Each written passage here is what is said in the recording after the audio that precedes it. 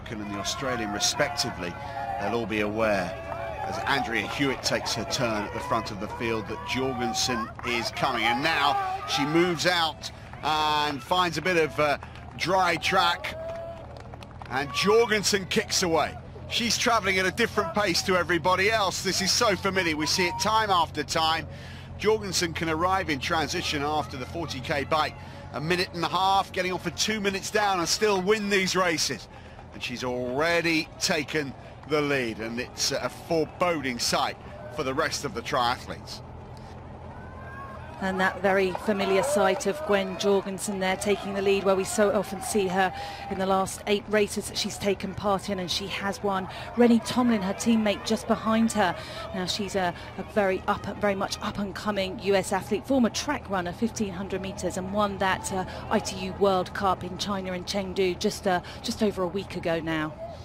So Gwen Jorgensen leads for the United States of America. Rennie Tomlin second at the moment for the United States of America, with Andrea Hewitt the next best. The New Zealander holding into third position, a little further back to Non-Stanford, who's in about joint fourth at this point. But Jorgensen is already upping the pace here. Who can stay with her on this 10k run in Yokohama? Certainly over a year ago, this would have been a race that the other athletes would have been looking at. Tough swim, tough conditions, a very technical bike, and they would have thought they might have had a chance to get the better of Gwen Jorgensen, but certainly not this year in 2015, because she is certainly now an all-round triathlete, strong on the bike, strong on the swim, and faster than ever on the run this year, as her coach Jamie Turner said. So, who's going to make a move up through the field and maybe stake a claim on a podium position here in Yokohama? Because barring an accident, Jorgensen has won this race. Oh, and talking of which, there's an issue for Lisa Norden, and she's in tears, clearly in some distress at the side of the course. The Olympic silver medalist is out of the race here in Yokohama. I don't know what the problem is, but Norden is very unhappy about something.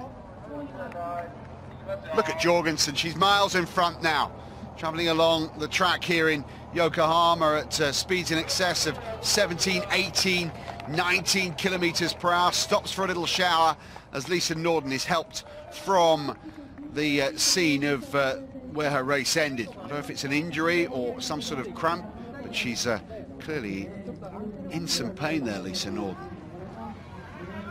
Jorgensen's miles away. No one else in the same shot as Jorgensen comes towards the end of lap 1, approaching transition. One of the Australians has moved up through the field. Now, is that Moffat?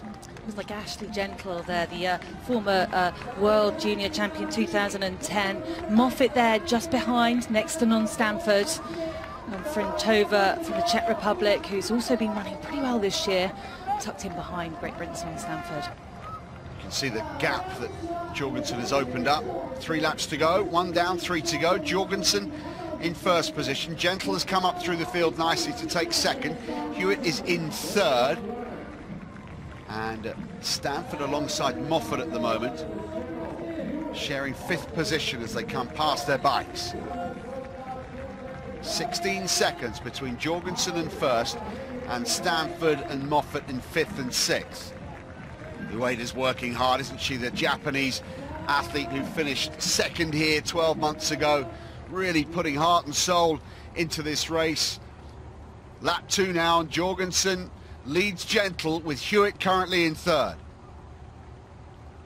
Ashley Gentle, of course, one of those athletes up and coming, has been expecting things from her for a few years now. She's a multiple World Cup winner, but never actually finished on the podium in the World Triathlon Series. At the moment, if the race finishes like this, she's going to get her first podium place finish in the World Triathlon Series. Got third at the Mooloolaba World Cup back early on in the year in March, and 15th on the Gold Coast, and 22nd in Auckland. So this is by far her best race so far this year. Moffat and Stanford still shoulder for shoulder, although it looks like the Australian has just taken a metre out of Non-Stanford now. Then Frintova and Riveros together in a pack, but they are way behind Gwen Jorgensen, who's just eating up the tarmac here. Oh, and Ueda is absolutely giving it everything for Japan, reaching out for some water. She just managed to grab a bottle. Reed coming through for Ireland as well. She avoids the feeding station. Gillian Saunders as well tucked in there in that little chase pack. Of course, South African athlete, but based in London, trained as a lawyer. And actually, this has got to be one of her best races. We haven't seen her in the top 10 of the World Triathlon Series before. Ashley Gentle there, just going round the bend in second place, looking really, really strong. So it looks as if the race now revolves around third position. Jorgensen holds first, Gentle second, and then a group of four battling it out for third. Stanford is amongst them, but remember, she still has that 15-second penalty stop-start to take at her chosen time. Any time within this lap, or lap 3 or lap 4. Yeah, very unfortunate, that 15-second penalty, of course, because she doesn't have the luxury that Gwen Jorgensen has of being way out in front. She's tucked there, and that's where the podium positions are going to come from. And I think sitting out that 15-second penalty is really going to cost her some good places. Now, I'm hearing that the non-Stanford penalty is because she didn't get her wetsuit into the plastic box next to her bike at the end of the swim. A simple infringement of the rules might have cost her a chance to get on the podium here in Yokohama this afternoon. There it is, number 54, non-Stanford, has to stop and stand for 15 seconds. Number 8, Charlotte McShane, has to do the same. Yeah, the ITU getting stricter than ever, aren't they, with their rules? But you know, what's good for one person is good for another, and the athletes do know. They do know the rules, and you know, if the wetsuit's got to be fully in the box, it's got to be fully in the box. Ashley Gentle there in second place, going round that bend, a good 100 meters or so now behind our leader Gwen Jorgensen. Now there's an outright third position athlete. It's another Aussie. It's Emma Moffat. I can spot that running style with the nodding head, and Emma Moffat has moved clear of Hewitt and Tomlin and Stanford to take third place outright. So the Australians looking good for potentially 2 places on the World Triathlon Series podium here in Yokohama as they come past the local prefecture building.